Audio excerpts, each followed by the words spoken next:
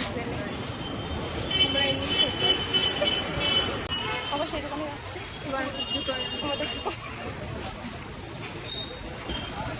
মেয়ে হাসছে কারণ ভালো দেখতে ছেলে ছিল। আরে না, বাবাটা একটা ভালো ছেলেটা না, ব্যাপারটা ঠিকই আছে।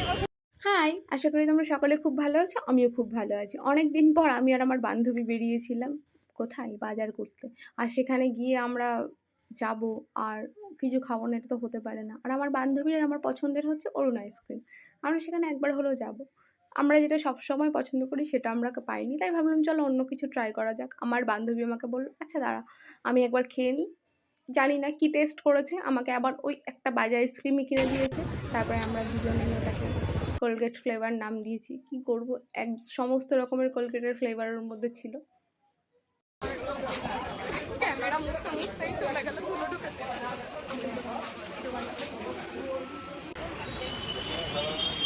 কি খাচ্ছিস বল? কোলগেট কি খাচ্ছিস বল, মানে ভালো লাগছে?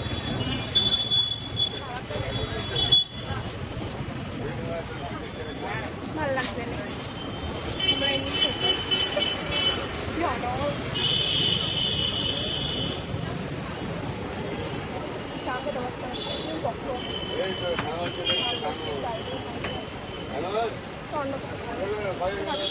না না, ওই কি যেন বললি, ফেলে দেবো? কি বললি? মানে টাকা দিয়ে কিনেছে, ফেলা যাবে না।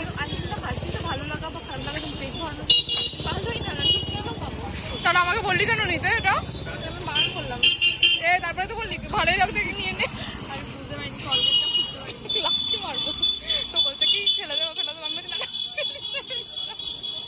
অনেকে শোন রিয়া অনেকে খেতে পায় না, বুঝলি তো, ওটা ভেরিস না। ধর তুই কেমন খাচ্ছিস? মানে সব রকমের কোলগেট, বাবুল কোলগেট, এর টক টক দিয়ে থাকে, টক টক একটা কোলগেট পাওয়া যায়।